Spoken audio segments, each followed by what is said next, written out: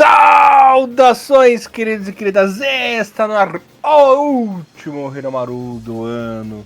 O Hinomaru mais esperado, o mais querido, o que todos estavam ansiosos. O Hinomaru fechamento 2025 com nosso Awards, Copa do Mundo, previsões e tudo que rolou de legal neste magnífico ano. Como sempre, vocês estão na companhia de Elias Falas, o barbudinho na prestação.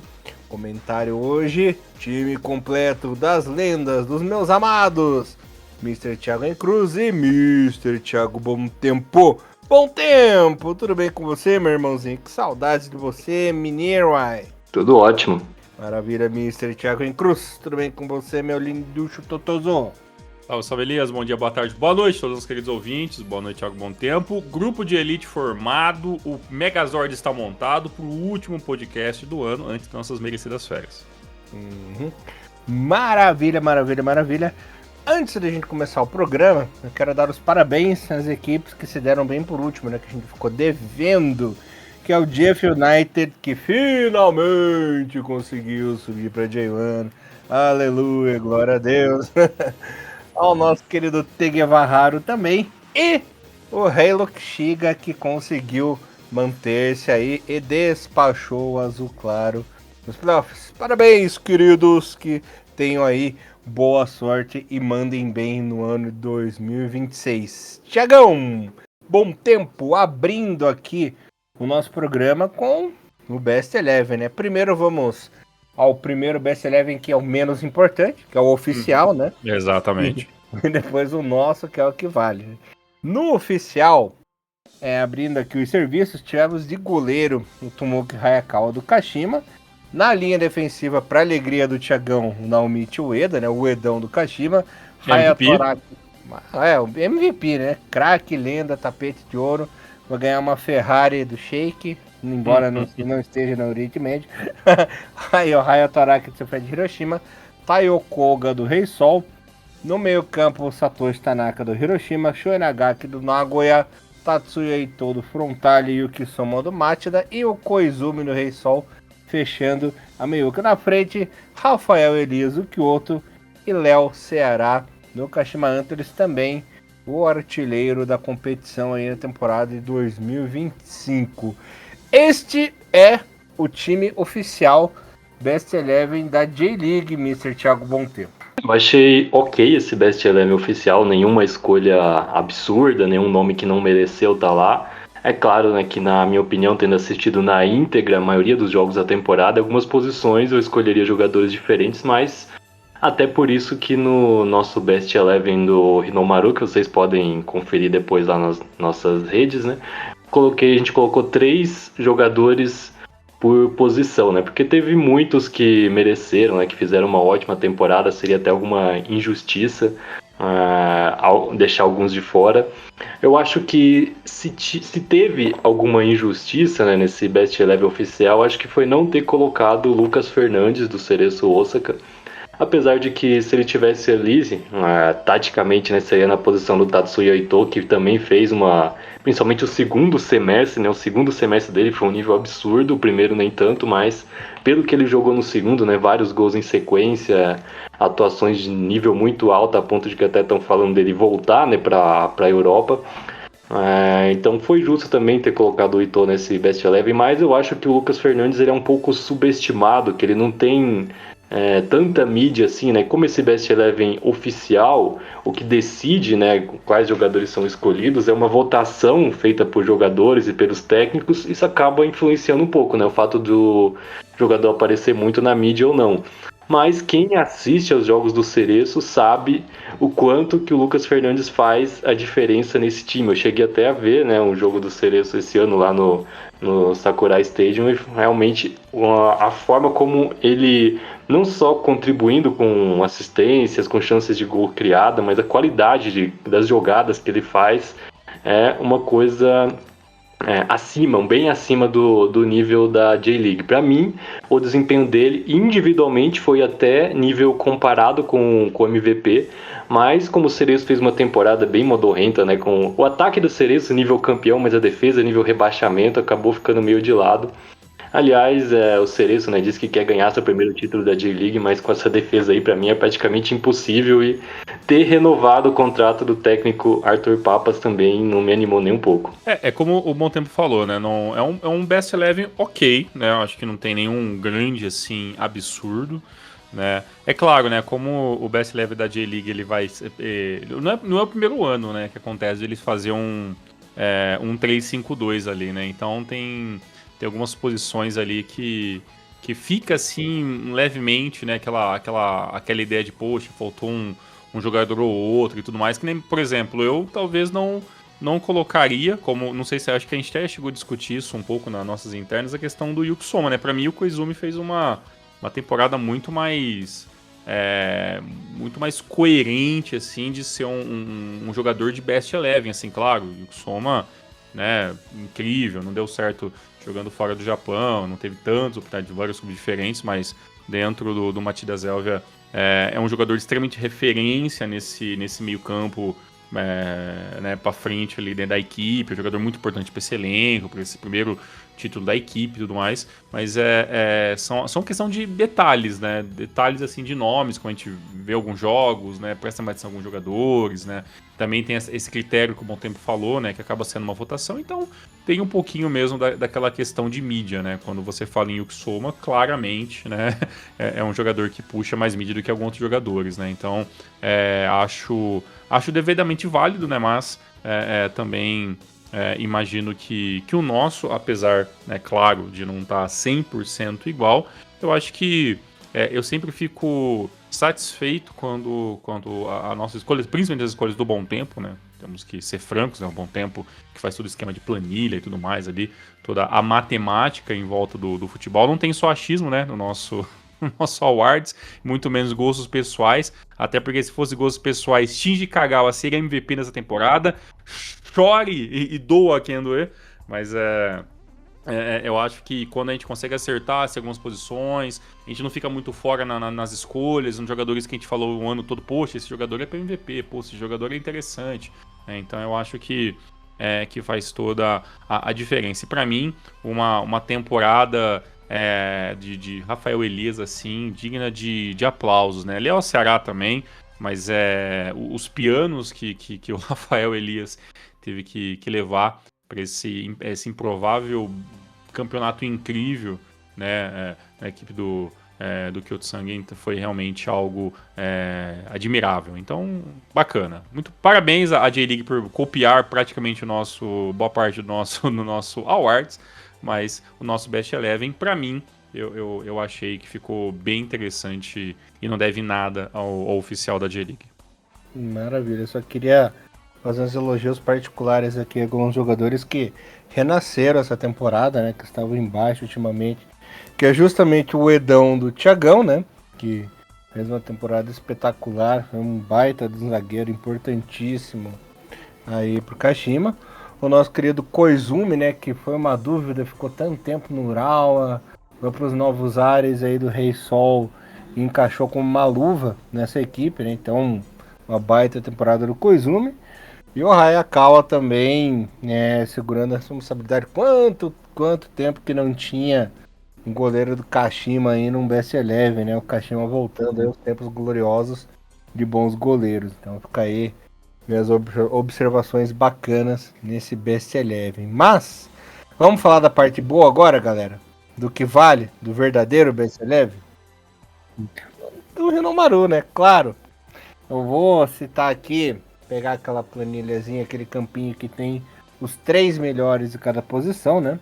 Falando do gol, ganhou o Hayakawa, né? Fez uma baita numa temporada, não precisa nem falar. Do Kashima, o Gaku de Ota do Kyoto Sanga em segundo e o Keisuke Osako do Hiroshima em terceiro. Desses 3 goleiros, possivelmente o Osako estará na Copa do Mundo. O Hayakawa e o outro, precisa esperar mais um pouquinho. Na parte defensiva, o Edão, né? Zagueiro do Kashima em primeiro. Taiyo Koga do Rei Sol em segundo. E o Tomoya Ando do Avispinha em terceiro. Hayato Araki do Hiroshima em primeiro. Matheus Tuller do Kobe em segundo e o Sho Sasaki em terceiro. Nas laterais temos o Tojiro Kubo do Rei Sol em primeiro, Shuto Nakano do Hiroshima em segundo, o Yorinosuke Sato do Fadiano em terceiro, e ali na outra lateral o Tomoya Koyamatsu do Rei Sol em primeiro, Diego Hara em segundo do Rei Sol, em terceiro Katsuya Nagato do Kobe. No meio campo o Shoei Nagaki do Nagoya em primeiro, o Hayao Kawabe do Hiroshima em segundo e o Takahiro Ogihara do Kobe em terceiro, Tomoya Miki do Avispin em primeiro, Yuki Yamamoto do Frontale em segundo e o Takahiro Ko em terceiro, Lucas Fernandes do Cereço Osaka em primeiro, Tatsuya Eto'o em segundo e o Taisei Miyashiro do Kobe em terceiro, e Yoshio Koizumi do Reisol em primeiro e o Kisome em segundo, do Matida e Matheus Sávio do Urawa em terceiro. No ataque, Rafael Elias do Kyoto em primeiro, Yoma Suzuki do Kashima em segundo, Rafael Ratão do Cereço em terceiro, Léo Será do Kashima em primeiro, Taichi Hara do Kyoto em segundo e Yuya Osako do Kobe em terceiro. Esse é o que vale, né, Mr. Thiago Bom Tempo? Temos aí o verdadeiro Best Eleven nas posições justas e foi a galera que botou para quebrar a temporada. E o MVP, né, que no oficial foi o Hayakawa, no nosso também foi o Hayakawa. Na verdade, eu tava bem em dúvida se ia ser o Hayakawa ou se ia ser o Léo Ceará, mas fazia muito tempo, né, que não tinha na J-League um goleiro com atuações tão decisivas para um time campeão. A última vez que um goleiro foi MVP foi o Narazaki, né, quando o Nagoya Grampus ganhou, que até agora é o único título deles na J1 2010. Eu lembro que em 2013 o Nishikawa também teve um desempenho muito bom na campanha do título do Sanfrecce Hiroshima, mas só, né? E você até falou, né? Fazia tempo que um goleiro do Kashima não tava no Best Eleven. Você lembra quando foi a última vez? Do Kashima foi o Sogarrata. Difícil lembrar o ano, né? Mas foi em 2002. Já faz 2002. 2002. Nossa, faz tempo, hein? Tanto que o Sogarrato foi até terceiro goleiro de Japão na Copa, né? Isso aí. E, bem, se o Léo Ceará tivesse ganhado, seria ok também, né? Afinal, ele foi artilheiro, fez gol do título e tudo, mas o Kashima Antlers esse ano teve vários jogos que o ataque não correspondeu. Foi a defesa, né, que salvou lá atrás várias vezes, né? Tanto com o Edão, o ídolo máximo aqui do nosso Thiagão, principalmente. Mas principalmente, né, com o Hayakawa, goleiro, pra mim, já tá fechado, né? Os goleiros da Copa do Mundo, né? O Osako, o segundo, o Hayakawa. Tanto pelo desempenho na liga quanto pela chance que ele teve na seleção nos últimos amistosos, para mim já tá fechado aí os três então ele já passou todo mundo aí na tua listinha pra Copa, é? Com certeza. Anotado. Bem, falando mais, completando aqui, né, o nosso Best Eleven, os titulares é o Hayakawa, linha de defesa Kubo, Ueda, Araki, Koyamatsu. A gente colocou, né, jogadores que jogam nas alas como lateral aqui, né, o Kubo, o Koyamatsu, jogadores do Rei Sol.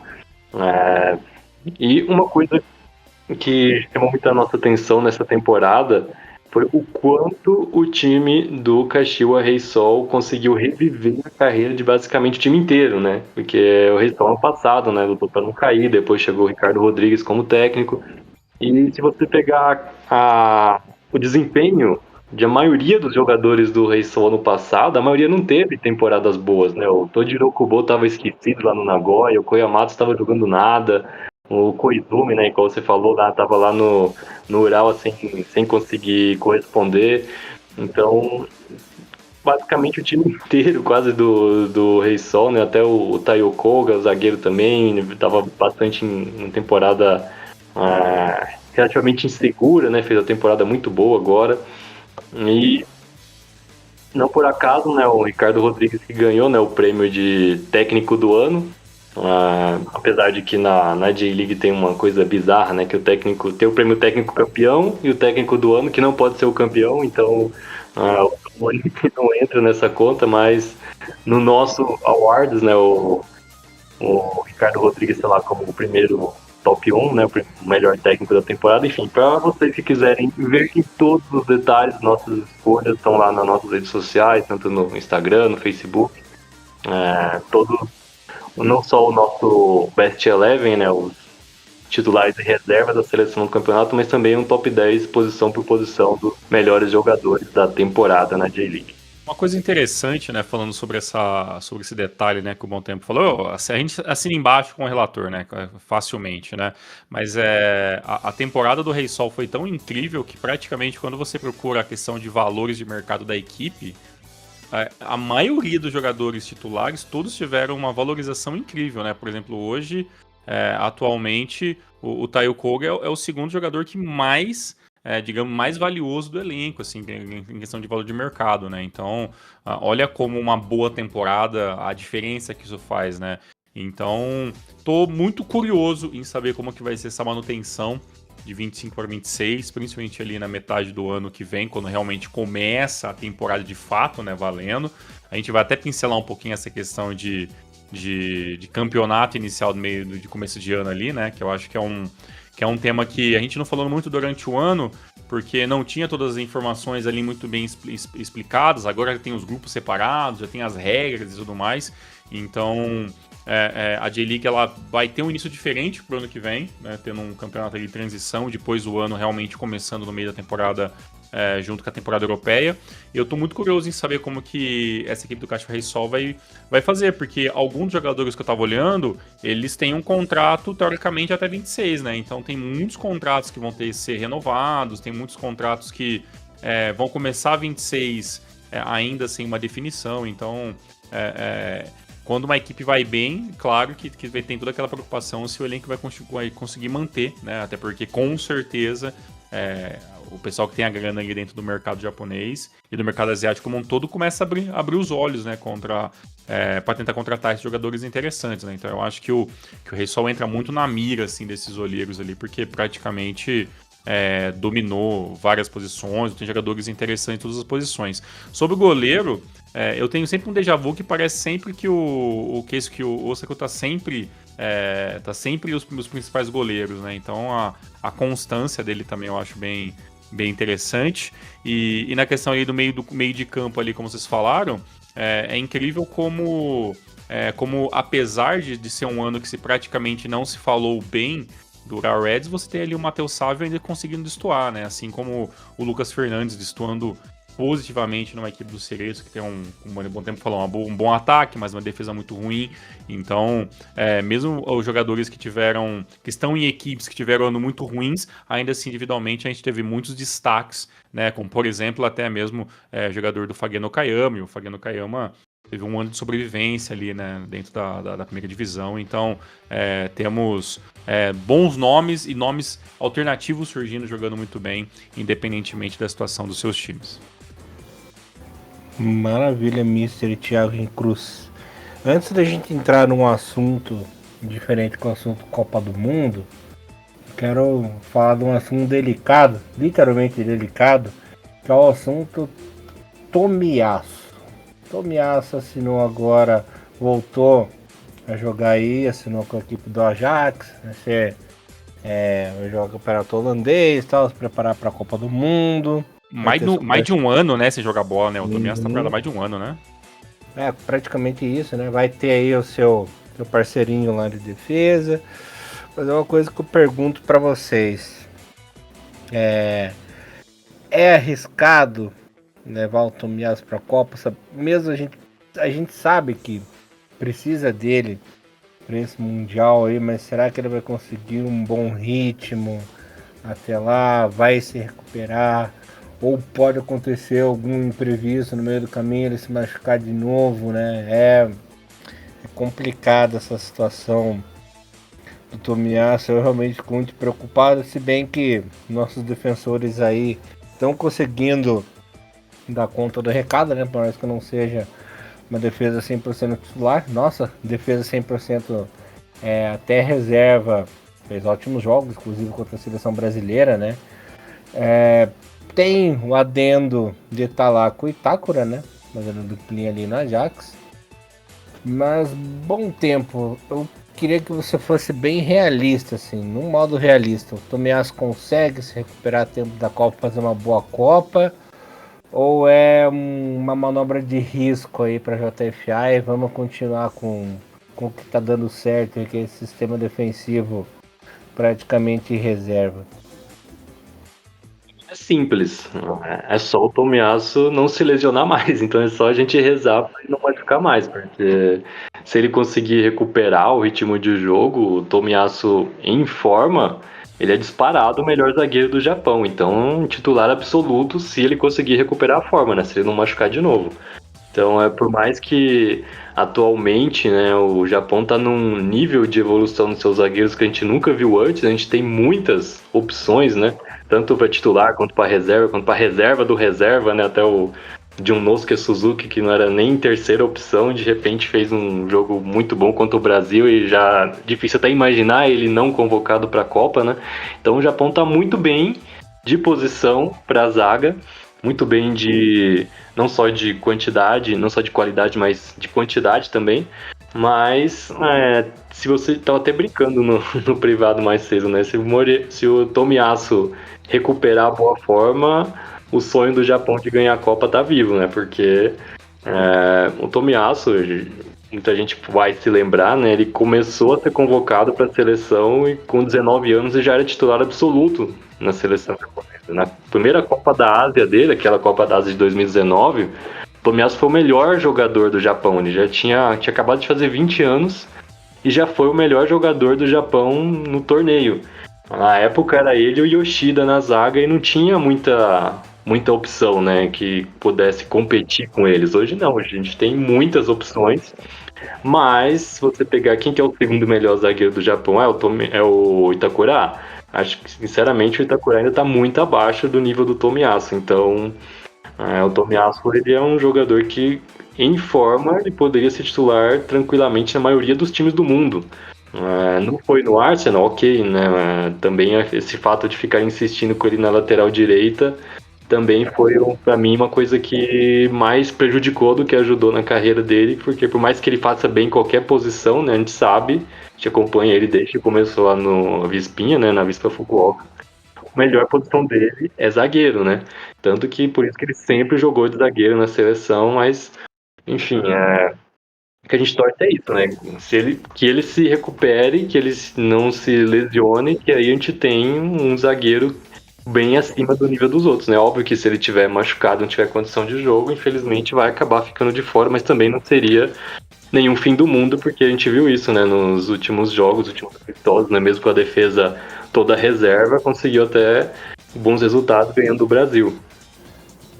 Tiagão, uma coisa que eu queria comentar com você é que um bom tempo ele abriu uma memória engraçada na minha cabeça aqui, que em tudo que é lugar mesmo, o povo colocava até em sites oficiais de futebol, o povo colocava o Tomiyasu de lateral, De né? lateral, assim. Uma coisa que eu tava pensando hoje, inclusive, hein? Olha que esse assunto que o Loiras puxou, ele tava fora da nossa pauta inicial e assunto que surgiu durante o programa agora. E eu tava pensando assim que se o Tomiyasu não conseguir... lesão é um negócio complicado, né? Quantos Hinomaru sobre lendas do futebol japonês a gente fez que o assunto lesão que atrapalhou a carreira de um jogador vem à tona, né?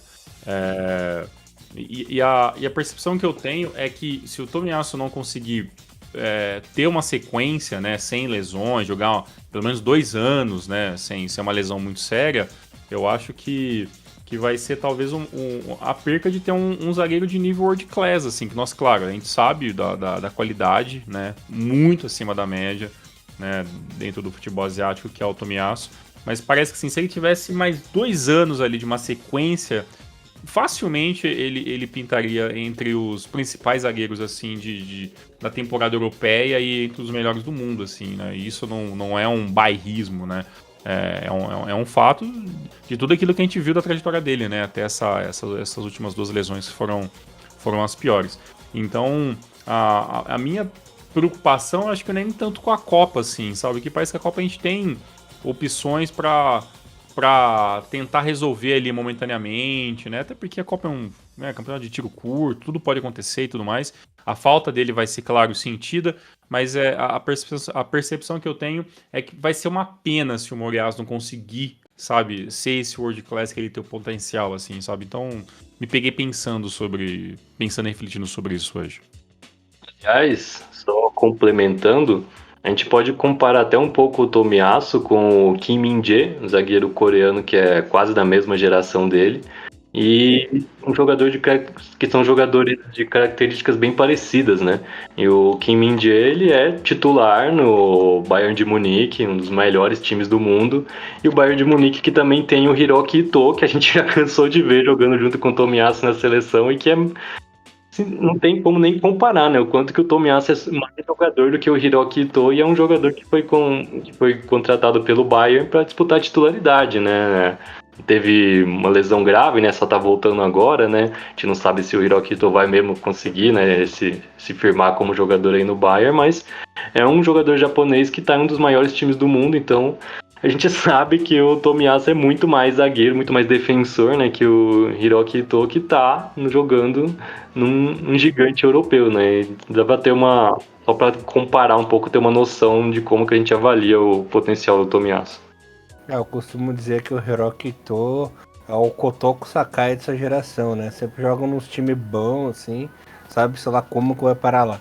Mas enfim, dá pra se comparar entre os dois. Só mais uma coisinha que eu queria falar pra vocês, é que esse ano o Japão teve apenas 2 derrotas, né? Que foi nas eliminatórias, já com aquele terceiro time, né? O time C contra a seleção australiana, e aquele fiasco que deu tudo errado lá contra a seleção dos Estados Unidos, né? No mais foram 3 empates, empatou com a Arábia em 0x0, com o México em 0x0 e o Paraguai no fio da meada lá no sacrifício, aquele 2x2 que o Ueda salvou a gente, né? E também tivemos aí a grande vitória contra a seleção brasileira, que finalmente aconteceu, né? Depois de muitos e muitos anos esperando aquela virada épica aí contra o Brasil, 3x2, ganhamos da seleção de Gana por 2x0, da Bolívia por 3x0, da Coreia do Sul já no leste asiático, né, por 1x0, também no leste asiático na Iwan, né, contra a China 2x0 e Hong Kong 6x1, vencendo nas eliminatórias aquele 6x0 contra a Indonésia, e na abertura do ano, né, ainda nas eliminatórias, derrotando o Bahrein por 2x0, mais um ano positivo aí para a seleção japonesa, né, Thiago? E quebrando finalmente o recorde, né? Não, foi um ano fantástico. A gente até está se repetindo, né, sempre que a gente vai fazer essa retrospectiva, né, do ano. E o Japão cada vez mais, quando parece que ele já subiu o máximo ali, o sarrafo, né, de evolução, no próximo ano acontece mais alguma coisa incrível, e essa vitória contra o Brasil mostrou pro mundo, né, do futebol mundial, o quanto esse Japão, que já tinha feito, né, uma última Copa do Mundo muito bem, já tinha conseguido avançar cada vez mais assim entre as equipes que não estão só disputando a Copa do Mundo, mas sim disputando posição para passar de fase.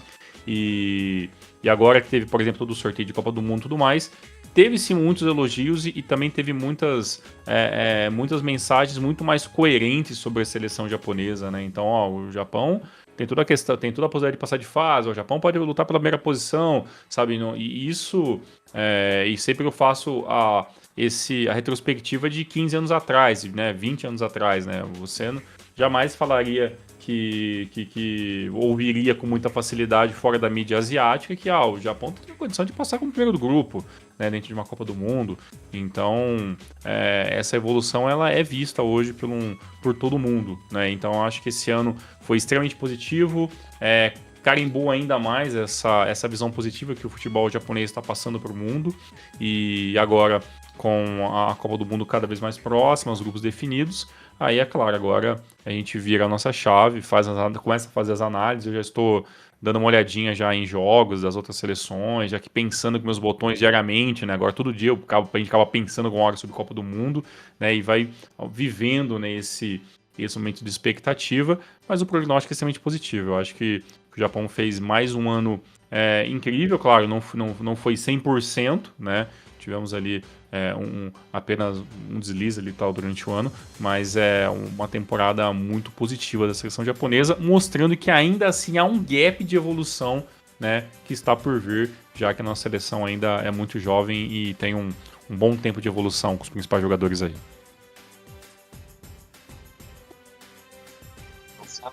seleção japonesa acho que teve alguns momentos assim de incerteza, né? Até porque depois que carimbou a vaga para a Copa do Mundo, o time fez alguns jogos não muito bons, né? Os amistosos lá nos Estados Unidos, né? Também, né? Acho que foi o ponto baixo do ano, né? Até preocupando um pouquinho, já que a Copa do Mundo vai ser lá. E tem esse problema, o Japão às vezes, principalmente em amistosos fora de casa, dificilmente consegue ter bom desempenho, né? Mas muito positivo o ano no geral, né? Principalmente por causa da vitória sobre o Brasil, né? Um momento histórico do futebol japonês, um momento que muitos torcedores, né, esperavam pela vida inteira, né? Até o próprio Saburo Kawabuchi, né, o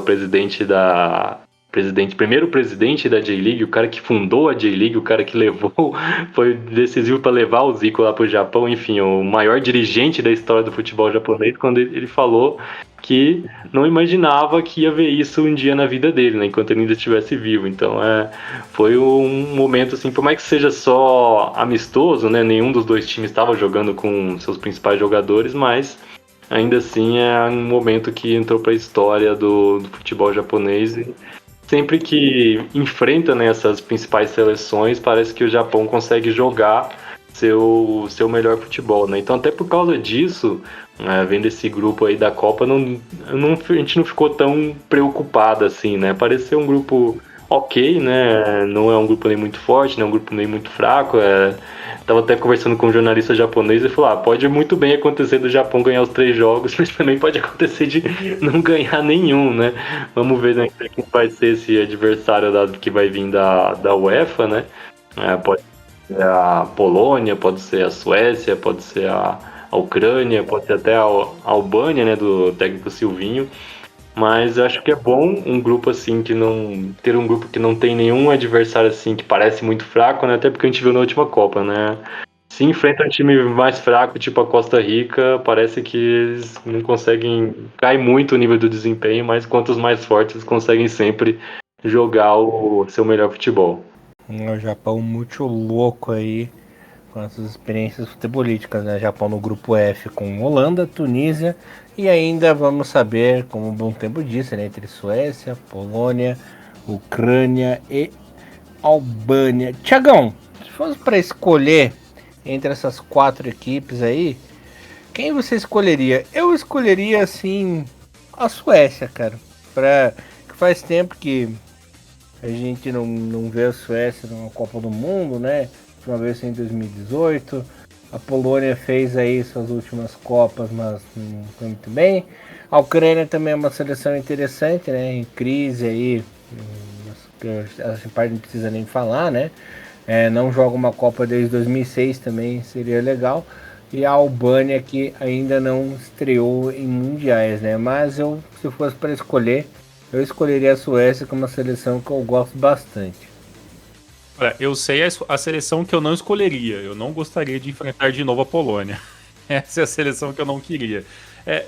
Assim, bem sincero, eu acho que a minha torcida, né, em muitas aspas, é até talvez uma Albânia ali, que corre muito por fora ali, sabe? Tudo bem, é muito mais difícil, né? Seria o primeiro Mundial, né, e tudo mais ali da Albânia. Acho que a Suécia e a Polônia são os caminhos mais prováveis, mas como teve essa questão de Copas recentes, né, Japão e Polônia e tudo mais assim, eu até espero que seja uma seleção da Suécia, até porque é uma seleção com problemas defensivos há mais tempo, né? Então eu acho que é ali que o Japão conseguiria explorar mais essa questão.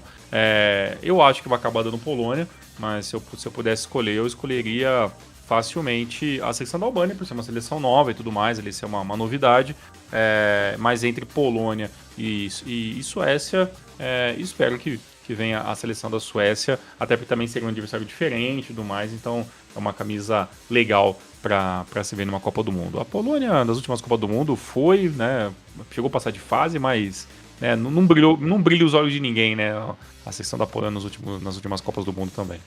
A Polônia, que eu costumo falar que é um leão nas eliminatórias e um gatinho na Copa do Mundo. Eu preferia ver a Polônia, sinceramente, até para ser uma revanche de 2018, né? Mas... Que isso, os caras querem BO, cara. Que isso, gente? Eu quero passar de fase, os caras querem BO, não é possível. Pô, mas se for um adversário muito mais, um adversário fácil, você sabe o que acontece, né? Tem que ser o difícil mesmo. A gente tem que quebrar esse paradigma aí, viu? Do adversário fácil, o Japão jogar mal, viu? Tem essa na Copa Mas pra quebrar. se fosse a Albânia, acho que ia ser sensacional ver a Albânia numa Copa do Mundo. Mas, considerando o histórico do Japão, prefiro a Polônia. Ai. Beleza, antes de a gente terminar aqui, eu vou pincelar rapidinho a vida dos outros asiáticos aí na Copa do Mundo, galerinha. A Coreia do Sul caiu no grupo A com o México, com a África do Sul e também um outro vencedor da eliminatória que fica entre República Tcheca, Irlanda, Dinamarca ou Macedônia, né? A Coreia do Sul também não vai ter uma vida tão fácil assim nessa Copa, né, mano? Acho que a Coreia do Sul até que deu sorte, hein? Pegou um grupo sem, assim, nenhum bicho-papão. Caiu no grupo da seleção da seleção sede, né? Acho que talvez muita gente do Japão tava querendo isso, né? Que o Japão caísse no grupo de um dos países sede, né? Por exemplo, o Catar também conseguiu isso, né? Pegar um grupo assim, que não tem assim, nenhum candidato ao título. Mas, pela situação atual da seleção da Coreia, mais ainda do Catar, acho que qualquer grupo que eles pegassem ia ser complicado. Né?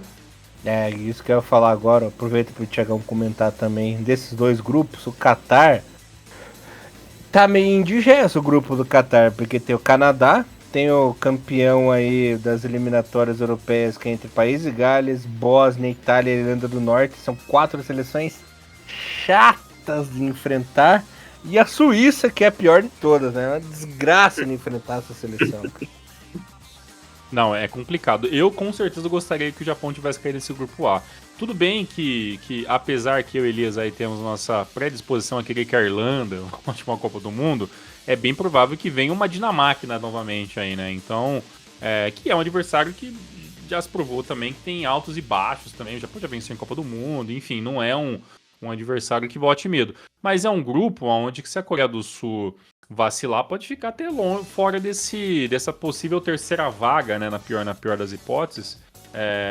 Como, se não me engano, são os 8 melhores terceiros colocados que passam de fase, né? Depois vocês me corrigem se eu estiver errado.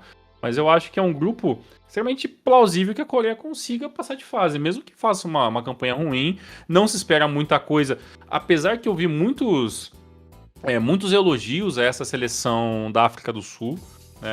Não é uma seleção boba, é uma seleção que hoje teve um desenvolvimento técnico muito grande. As seleções africanas estão muito fora do nosso radar do dia a dia, mas está tendo uma renovação, até de filosofia de futebol, assim, do futebol africano, assim, sabe? Então, eu não vou ficar nada surpreso se acontecer até um empate ali entre a Coreia do Sul e uma seleção da África do Sul, e aí acabar ficando até fora do top 3. Mas é um grupo plausível de se passar de fase, né? Se você trabalhar certinho. Agora, dos europeus que vêm para esse grupo A, eu acho que vai ser muito difícil dar uma zebra muito louca, né? Dar uma, sei lá, uma Macedônia do Norte, né? Uma Tcheca, uma Irlanda. Eu acho que a tendência é a Dinamarca. Mas eu vou torcer para a Irlanda conseguir essa vaguinha com certeza. O Catar é complicado, né? Porque o Catar, a gente imaginou que ele seria uma seleção que teria uma evolução, um gap de evolução muito grande, né? E eu não vejo também esse gap, né? E isso me dá mais raiva de lembrar da Copa da Ásia que o Japão perdeu. E é um grupo difícil, viu? Né?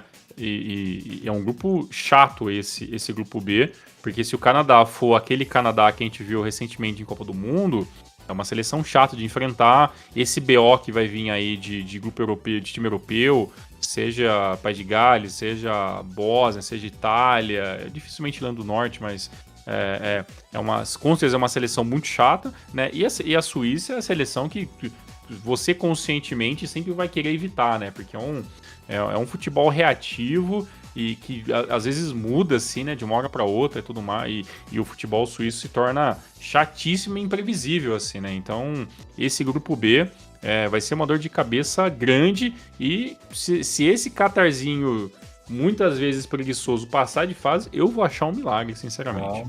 Qatar, que inclusive ficou de fora da própria competição da Copa Árabe, né? Conseguiu... É verdade, Que proeza, né? Conseguiu ficar atrás, Ficou atrás da Síria e da Palestina, né? Parabéns. Parabéns aos envolvidos.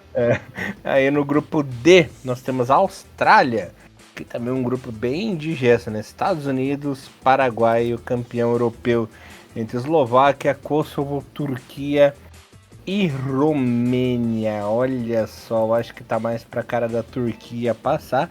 Turquia também é uma seleção muito chata. Paraguai é uma ascensão, né? Evoluiu muito nos últimos anos. Os Estados Unidos também vem jogando bem. A Austrália aí bem complicadinho. E também temos aqui, falando rapidinho, uma seleção que está aqui pertinho no grupo G, o Irã, que está com Bélgica, Egito e Nova Zelândia. Eu já vejo aí o Irã uma vida um pouco mais tranquila, né? Tirando a Bélgica, também já não está jogando aquelas coisas, né? O Egito é uma equipe assim perigosa, mas também não está lá 100%. A Nova Zelândia, para variar, como diz o meu amigo lá, eu só vim para passear, né?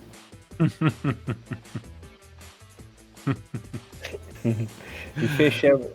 Pode falar esses aí, deu bom tempo fala, eu comento sobre o grupo H aqui que faltou também. Acho que o Bom Tempo vai concordar comigo que essa seleção da Austrália tá complicado, né? Cada vez que vai chegando perto da Copa do Mundo, cada vez menos eu vejo os australianos empolgados, assim, né? Então, e olha que a classificação para a Copa do Mundo foi legal, né? Da seleção australiana e tudo mais, ali a maneira que conseguiu. Mas, assim, não vejo, assim, a galera, assim, no X da vida, assim, com aquela empolgação que a gente já viu em anos atrás, assim, né? É um grupo que pode se tornar um grupo muito chato, né? O Paraguai, né, desapareceu, né, dentro do cenário, né, do futebol sul-americano durante uns anos, aí de repente surgiu novamente, né? Os Estados Unidos para mim é uma incógnita também, não sei até que ponto essa seleção evoluiu muito ou não, e para mim, essa Turquia que para mim, obviamente, é a seleção acho que mais forte que vem aí, a não ser que aconteça um imprevisto, sei lá, vai ser mordido pelo Conde Drácula ali, mas eu acho que a Turquia é um adversário muito chato para esse grupo. E vai ser difícil para a Austrália, viu? Acho que a Austrália vai ter que jogar bola para passar ali entre os melhores terceiros colocados, ou brigar por uma vaga direta ali contra, né, talvez ali Paraguai, né? Vai ser difícil ali, porque para mim, passando a Turquia é primeiro do grupo e alguém vai acabar ficando pelo meio desse caminho aí, sendo os Estados Unidos, o Paraguai ou a própria Austrália, não tá fácil não. E aí sobre a questão do Irã, pra mim aí já acho que muda um pouco a chave, né? Pra mim o Irã, ele vem pra brigar com a Bélgica para essa primeira colocação, e acho que o Irã pode sim ficar em primeiro, né? É um futebol ofensivo, né? Forte, impõe, né? A seleção iraniana pra mim é uma seleção que se impõe em campo quando tá em um bom dia. A seleção da Bélgica acho muito interessante, gosto muito do futebol jogado pela seleção belga, dessas últimas 2 Copas do Mundo, mas não sabemos, né, se ela chega a 100% ou não, né? Eu vi muitos indícios que a seleção belga não consegue chegar a 100%, já tem algumas questões ali de possíveis lesões, jogadores que não vão chegar a 100%, que já é um comparativo talvez ali com os últimos anos de não estar tão bem. O Egito, sinceramente, é uma seleção que não sei até que ponto também consegue lutar. A sorte do Egito é que tem uma Nova Zelândia, né? A Nova Zelândia dificilmente vai conseguir bater de frente, né? Foi um grupo muito ruim ali para a Nova Zelândia acabar caindo. E aí, chance do Egito tentar fazer ali um empate, uma vitória para conseguir lutar para essa terceira colocação. Para mim, o Irã é franco favorito junto com a Bélgica nesse grupo G. Só falando um pouquinho do Qatar, né? Acho até engraçado, porque parece que o Qatar assim, teve 2 picos de desempenho e só. E foram justamente nas 2 últimas Copas da Ásia, né? 19 e depois 23. O que o Qatar jogou nessas 2 Copas da Ásia foi absurdo, né? Aí depois acabou a Copa da Ásia e parece que o time acabou, né? Não jogou mais nada, chegou na Copa do Mundo, não fez nada, né? A gente viu até nos últimos jogos quanto que o Qatar caiu, né, de desempenho. Então, nessa Copa do Mundo não dá para esperar muita coisa, né? A Austrália, eu já acho que esse grupo da Austrália, acho que é o grupo mais equilibrado que eu vejo, porque todos os times têm possibilidade, né? Não tem, assim, nenhum muito favorito, também não tem nenhum, assim, que, esse aqui com certeza vai ficar em último.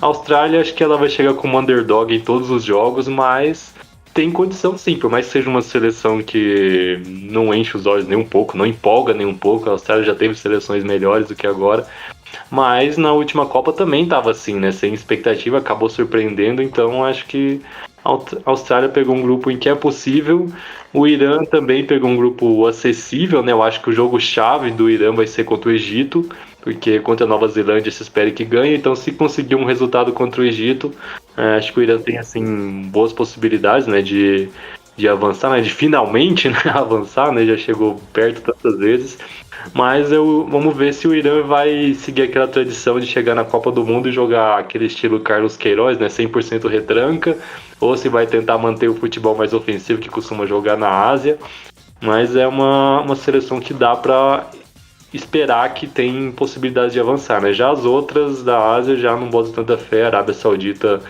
sinceramente, não acredito que vai conseguir se classificar. Pode ser que consiga ganhar pelo menos um jogo, né? Ou um jogo a pontuar. Já as outras, Jordânia, Uzbequistão, se conseguir ganhar um jogo, vai ser vou ficar muito surpreso. Acho que se conseguir talvez um ponto, os torcedores já vão comemorar muito, né? Seleções estreantes, né? Só de participar de uma Copa do Mundo, né? A gente que acompanha o futebol asiático já fica feliz de ver. Claro, vamos torcer, né? Pra Jordânia, pro Uzbequistão, a gente vai ficar feliz de conseguir alguma coisa, mas improvável, né? A Jordânia que eliminou a Arábia Saudita na Copa Árabe na semifinal, está na final contra Marrocos. O jogo aí será na sexta-feira, grande final. Marrocos com a seleção B, né? Diga-se de passagem. Já que você falou desses times aí, vou comentar com o Thiagão também, que no grupo H, a Arábia Saudita tem uma vida difícil contra a Espanha, contra o Uruguai e o nosso querido Cabo Verde, outro estreante aí, um grupo bem complicado para a Arábia Saudita, que a gente sabe que adora tirar uma sonequinha, principalmente em Copa do Mundo, né? Chega lá, não, vamos lá, vamos detonar. No grupo I, existe a possibilidade de um asiático, né? Caso a seleção do Iraque aí vença nos playoffs contra a equipe da Bolívia ou do Suriname, vai cair no grupo com França, Senegal e Noruega. Coitado, né? Coitado do Iraque, né? Logo o pior grupo da Copa. Ai, tadinho. E no grupo J temos Argentina, Argélia, Áustria e Jordânia. A Jordânia também se complicando porque a Argélia é muito forte. A Argentina nem se fala. E a Áustria é uma seleção em ascensão, né?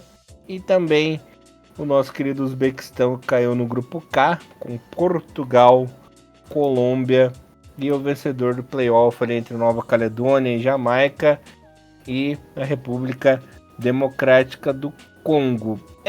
Portugal e Colômbia são complicados, mas quem sabe o Uzbequistão aí consegue uma vitóriazinha contra essas seleções aí do playoff, né? Não, como você falou, né? Tem seleções que têm talvez uma chance e tem outras que estão completamente, né, enrascadas, né? Assim, o grupo H, eu vou ser bezerro pra você, Elias. Dia 26 de junho, Cabo Verde e Arábia Saudita somos todos Cabo Verde, não tem a menor dúvida sobre isso. Mas a seleção da Arábia Saudita caiu ali num pique meio complicado, né? Então, é muito difícil. Já vai estrear contra o Uruguai, que é uma seleção que tem um histórico incrível, tem jogadores interessantíssimos. Tem alguns jogadores, inclusive, até em boas ascensões, jogando até em futebol brasileiro e tudo mais. Espanha, para mim, sempre vai ser favorita em qualquer grupo que ela caia. Então aí já são dois adversários muito difíceis que a Arábia Saudita vai ter que enfrentar logo de cara, um seguido do outro, e depois, se conseguir, né, um resultado contra o Uruguai, né, não perder de muito de uma Espanha, e aí joga a vida contra Cabo Verde, mas claramente por Cabo Verde ser uma seleção estreante, e acho extremamente bacana, assim, sabe, toda essa campanha de Cabo Verde, para conseguir chegar nessa campanha histórica, que é uma Copa do Mundo, não tem como não torcer para eles em jogo contra a Arábia Saudita. A Arábia Saudita é uma seleção que, não sei, parece estar sempre devendo alguma coisa, assim, sabe? É estranho, né? A seleção da Arábia Saudita parece que... quando você pensa, poxa, agora... né? Agora vai sair um pouco dessa Al-Nassr dependência, não, aí a equipe não joga, né? Opa, esse jogo vai ser ruim, não, puta, eles jogam demais. Então, assim, é complicado. Você na Arábia Saudita, a senoide que eu falo é meio gigante. Nessa questão do Iraque poder cair talvez ali o grupo da morte, né, que a galera fala, é complicado, né? Por mais que eu acho que esse grupo I realmente é o grupo mais parecido com o grupo da morte, como passa 3, né, cara? É meio complicado, né? Sei lá, né? Não sei, talvez essa questão da Copa do Mundo, eu acho que a única coisa negativa pra mim agora, olhando de fora inicialmente, é essa questão de ter possíveis terceiros colocados, né? E aí o grupo da morte meio que acaba um pouco, né? Mas é um grupo fortíssimo, né? França favorita, Senegal uma das melhores seleções da África no momento, uma Noruega de Haaland, né? Então, se chegar ali a Bolívia ou o Iraque, vai ser ali muito para querer competir, para querer participar, para ver o que acontece, mas é muito difícil conseguir se imaginar passando de fase. Agora, no grupo J, eu acho que a Jordânia, se ela tiver um pouco de sorte, né, e jogar um futebol extremamente efetivo, as chances ainda são muito mínimas, mas eu vou torcer que pelo menos a Jordânia consiga uma vitória, sabe? A Argélia, para mim, é uma incógnita, a Argentina é incontestável, a seleção austríaca vem se falando muito bem dessa nova geração, né, que reviveu, né, o futebol austríaco depois de muitos e muitos anos, né, desaparecido dentro do cenário mundial. Então, eu espero que a Argentina consiga fazer uma boa Copa, pelo menos que seja para, sei lá, conseguir uma vitória de 1-0 ali contra uma Argélia ali, e mesmo não tendo chance de passar para a próxima fase, pelo menos consiga sair com uma vitória. E acho que é a mesma coisa com o Uzbequistão, né? O Uzbequistão é uma seleção que, sinceramente, eu gosto bastante, eu acho bem interessante. Acho que também caiu num grupo que é muito complicado, né? A repescagem ali intercontinental pode trazer uma seleção do Congo, pode trazer, né, uma Jamaica, que é um adversário que eu acho que dá jogo, né? Eu acho que dá jogo ali para a equipe do Uzbequistão. O problema é Portugal e Colômbia, né? Colômbia é uma equipe que, mesmo que não brilhe os olhos de muitos, é uma equipe que sabe matar jogo, né? E Portugal tá repleto de jogadores que estão acostumados a jogar nas principais ligas do mundo, né? Então, difícil, mas eu vou torcer para mim pro Uzbequistão conseguir pelo menos uma vitóriazinha aí, quem sabe com muita sorte passar como um dos melhores terceiros colocados. A gente sabe que essa possibilidade é muito remota. Thiago Bom Tempo, seu recadinho final aí pra galera 2025. Eu acho que esse ano 2025 foi um ano incrível para a J-League, porque se por um lado o nível técnico está um pouco abaixo do que uns 5 anos atrás, já que a Europa cada vez mais cedo vem fazendo a limpa nos talentos japoneses, né? Foi um campeonato muito disputado, uma das disputas de título mais acirradas que a J-League já teve. Acho que vai ser bem difícil alguma temporada superar aquela de 2005, né, que chegou na última rodada com 5 times com chance de título. Essa de agora até que ameaçou repetir 2005, mas chegou no final, só sobrou o Kashima Antlers e o Kashiwa Reysol vivos na disputa. Mas uma coisa que eu achei muito importante e que foi uma grande vitória da J-League em 2025 é que a liga teve a maior média de público da sua história e nas 3 divisões. A maior média de público da história da J1, a maior da história da J2 e a maior da história da J-Suri. Foi a primeira vez que a J1 superou a marca de 21 mil pessoas por jogo. Nem nos anos 90, quando nas primeiras temporadas, né, era difícil até ir nos jogos porque os ingressos sempre esgotavam. Nem nessa época tinha um público tão alto, em parte porque agora tem estádios maiores também e todo ano sempre tem estádio novo sendo inaugurado, estádio novo sendo construído ao redor do Japão. A maioria deles estádios exclusivos para futebol, né? Porque antigamente a maioria era estádio de atletismo. 21 mil de média de público é mais que o dobro da média da K-League. O campeonato coreano teve 10 mil de média de público esse ano. O Sauditão, na última temporada, teve 8 mil. A A-League, o campeonato australiano, nessa mesma casa de 8, 9 mil. Só não dá pra dizer que é maior da Ásia porque o campeonato chinês tem 25 mil, mesmo com a liga bem enfraquecida, mas também tem chinês demais nesse mundo, né? E vale mencionar também que vários times da J-League tiveram esse ano a maior média de público da sua história. Ok, que o Urawa Reds, que é o time com mais torcida no Japão, que sempre lidera nesse ranking de público, esse ano também liderou 37 mil de média do Urawa Reds.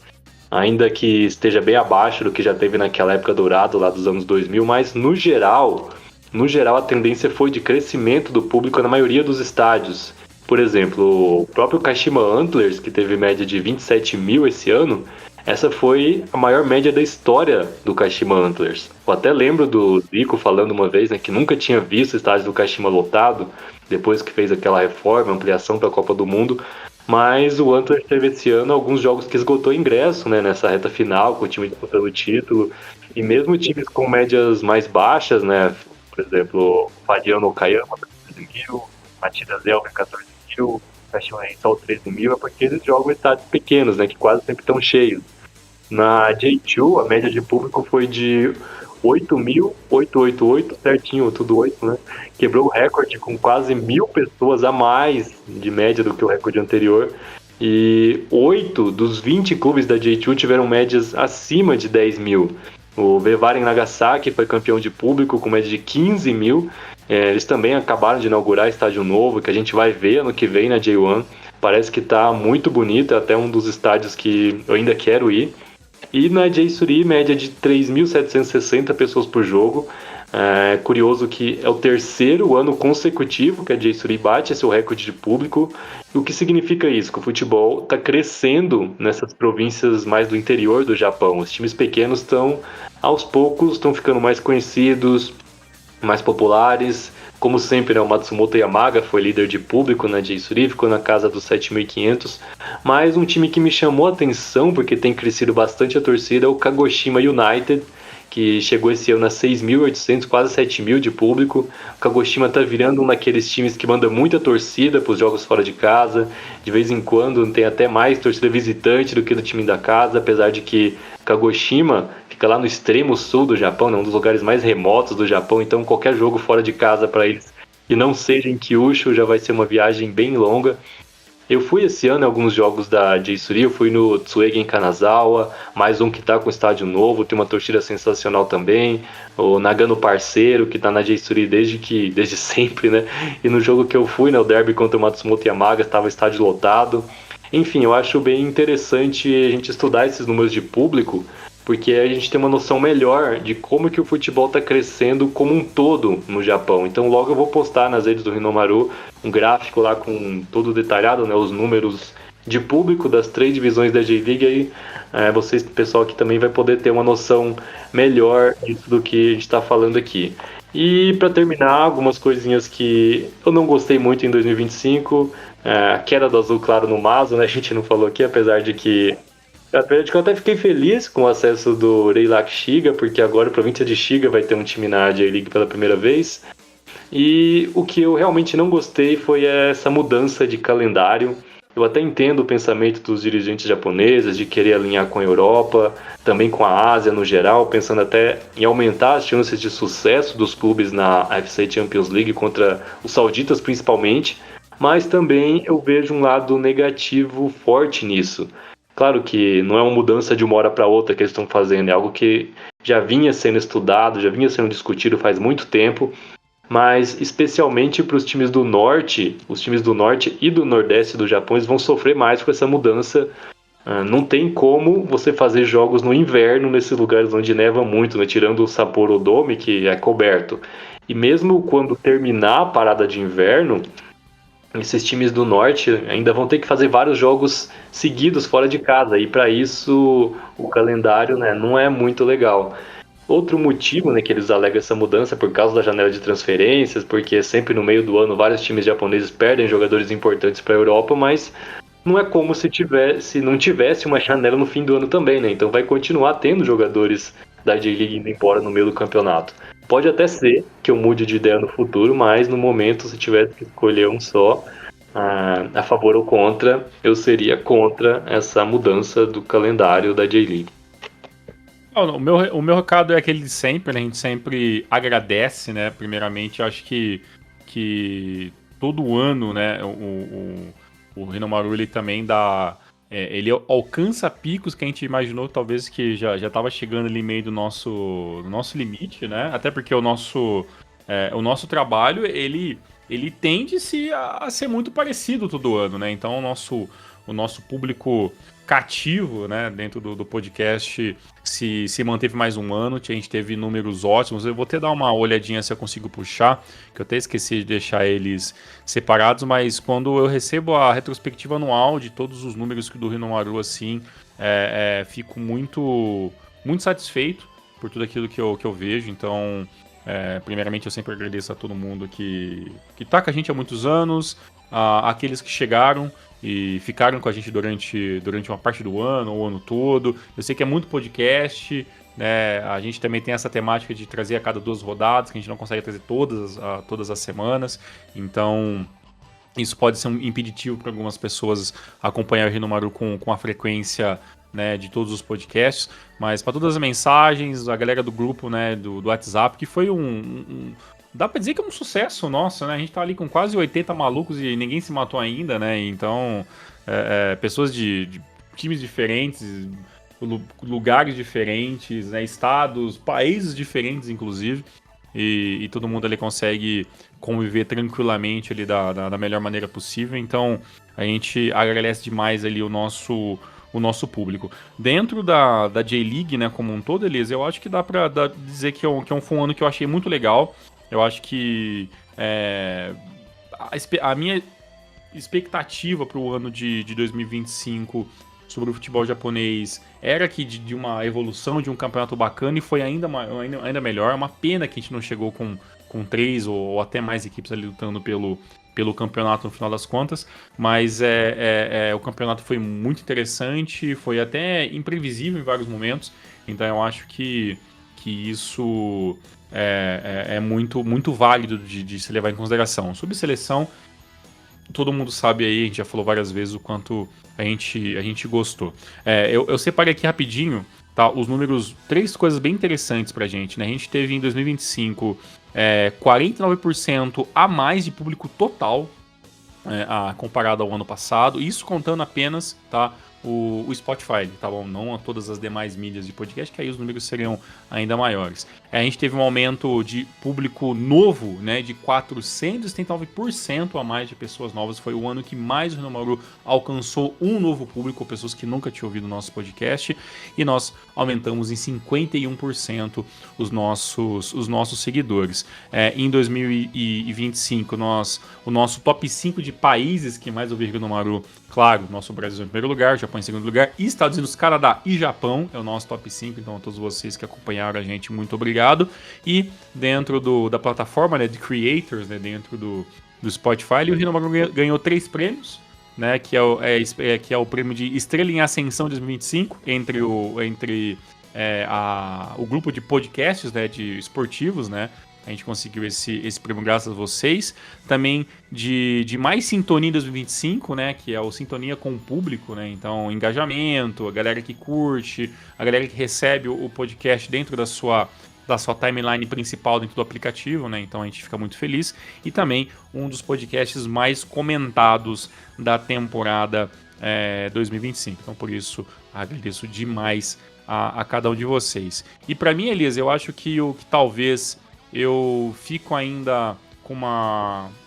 Não sei se a palavra é gostar ou não gostar, mas eu ainda acho que em 2025 a gente não teve aquela cobertura do futebol japonês que a gente achou que a gente teria de todas as mídias, né, do grande público, né, das grandes mídias. Eu acho que ainda foi um ano que o Japão teve bastante espaço, né, principalmente por causa da seleção japonesa e também agora do futebol japonês sendo passado em canais brasileiros e em canais internacionais que todo mundo tem acesso, mas eu ainda acho que a gente não chegou naquele auge do público brasileiro acompanhando a J-League, então eu espero que esse seja um número que a gente consiga aumentar e cativar mais o público para 2026.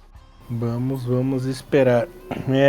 As considerações finais, tudo que o Bom Tempo falou sobre a J-League e você, eu também concordo, e também quero fazer um agradecimento especial para você, para o Bom Tempo, principalmente para os ouvintes, nesse meu ano de recuperação aí, né, que ano passado eu tive a grande perda na minha vida e foi muito difícil, esse ano foi muito difícil também para mim, e graças a Deus consegui vencer todos os meus problemas pessoais, depressão e tudo mais, graças a vocês, né, o Hinomaru aí foi a principal fonte e a alegria da minha vida, poder conversar com o Bom Tempo, com o Thiagão, nossa amizade, nossa irmandade, todo o pessoal aí, ouvinte, sempre que manda um recado, eu fico feliz com o pessoal que aprende até português, né, Thiagão? Os japoneses mandam mensagem pra gente falando que aprende português, que estudam português ouvindo o Rinomaru. Isso aí é muito legal mesmo, muito legal essa interação. Muito legal também a interação do pessoal no Instagram, nos vídeos que o Bom Tempo posta, ou nos vídeos lá dos reviews que a gente colocou das camisas do Japão, da Copa do Mundo para o ano que vem, né? Que a gente conseguiu aí, o trio conseguiu fechar a camisa. Teremos mais reviews de camisa ano que vem, chegando a reserva, né? Então foi bem legal esse feedback aí do pessoal.